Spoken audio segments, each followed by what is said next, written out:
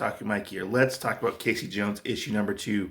Warning, there will be spoilers, and we're going to knock a couple heads. Our story picks up actually directly after issue number 1. It's the day after, where we see April O'Neil. She wakes up in Casey Jones' apartment. She's been there for some time, helping him out with his wounds that he sustained when Hale shot him. And we see her wake up, and she notices a trail of blood leading to the bathroom, where she finds Casey Jones has basically opened up his stitches from the night before with everything that happened. And she's like, what the hell is going on here? And he's like, hey, pass me the scissors. Why don't you? Actually rushes out of the apartment. Casey follows her, and he's like, look, I met this little girl named Annabelle while patrolling last night, and we got into some shenanigans where her dad apparently is missing. People are also going missing in Mutant Town. I made a promise to help find her father. And April's like, look, promise, how can you keep a promise if you're possibly going to die? Because you don't understand like what this has done to me, Casey. Jenica, Raph, and myself have basically were up all night at the hospital, trying to make sure you were alive and stay alive, basically. And I can't do this anymore. So Casey being Casey, he can't let things go. He looks for information, specifically in Mutant Town, at the Mutant Town Fight Club. It's a special place where people get together, and knock some heads around and, blow off some steam. He actually competes in a couple of rounds fighting this big, bull guy. It's a pretty cool fight. After that, he goes looking for the person who runs this establishment named Winnie. She actually starts talking to him, and he's like, look, I know there's some unsavory people who come here. I need to know about some mutants that have gone missing recently. And she's like, look, I know what you're talking about, but we can't talk about it here. So Casey and Winnie actually go out to the alley at this point, and she's like, look, Casey, I'm sorry I had to do this, but I had to call somebody who is also actually interested in these missing mutants. And she takes off running, and he's like, wait, what's going on? Who did you contact? I need to know this person.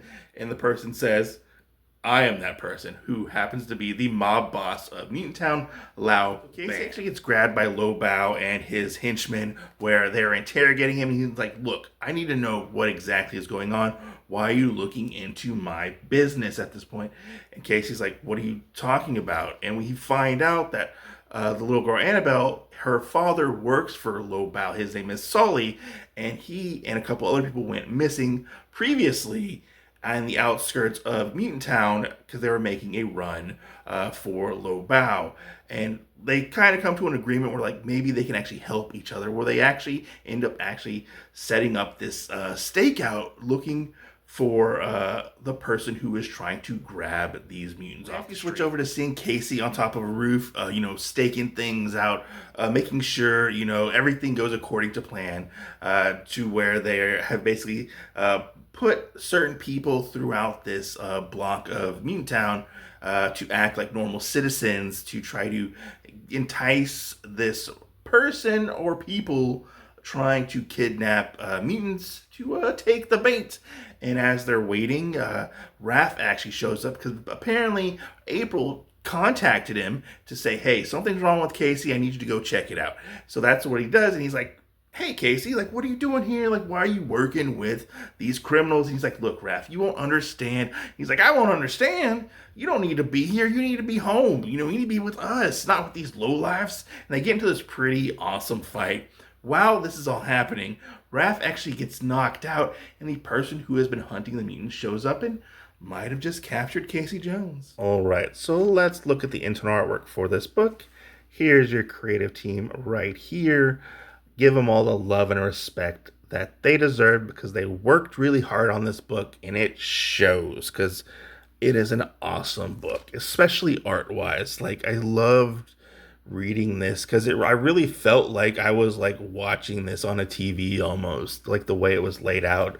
It is such a gritty book, and I didn't realize it would go to these links and show this side of the Turtles universe, but I'm here for it, and it is awesome. A lot of talking heads in this second issue, I guess, and but it's good. Everything flows fairly well. You don't really get lost in the panels.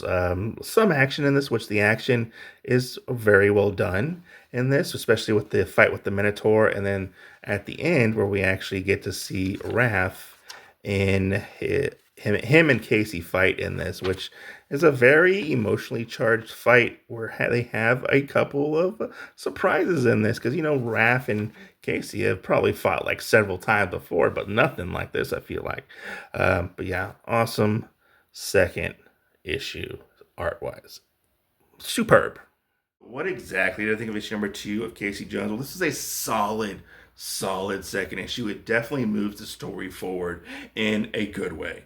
And where I'm saying a good way is like seeing how Casey interacts with everybody and like the grit and determination he has to finish this promise he made to Annabelle and all the lengths he will go through to try to keep that promise, especially even working with criminals. I found to be very fascinating because that's something Casey normally doesn't do, is work with criminals.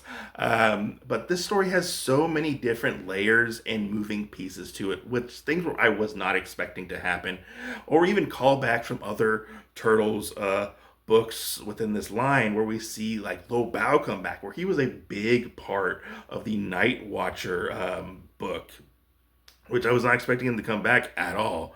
But seeing him interact with Casey was a very nice touch. And also, we actually get some interesting story elements with our bad guy, our villain of this story, which is Ludovic, who is this snow leopard who is working for this like aristocrat who likes to hunt mutants, and he has been tasked to go after these people, or these mutants obviously. And seeing his interaction with like his boss and how he just wants to belong and be a part of his family is a very interesting wrinkle into like the psyche of this bad guy who just wants to be loved, it feels like.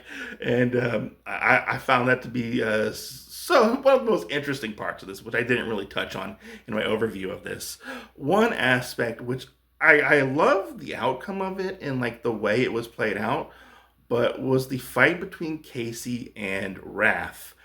I liked that fight. It was a very like emotionally charged fight, but I kind of wish this was a standalone Casey Jones book and it just focused on Casey Jones. And I kind of wish the Turtles were just off doing their own thing. That's probably my only real little nitpick about this issue, is I wanted this to solely be about Casey and not Casey and the Turtles. Like, I mean, they were in the first issue too. So minor nitpick. So I hope maybe that's rectified moving on, and maybe it will more focus on Casey and the Turtles won't be as involved. But I'm interested to see where this book is going to go. Like, this is a solid read, and you won't be disappointed checking it out. But I'd love to hear your thoughts down below. I'm Otaku Mike. Peace out. Stay safe. Go read some comics.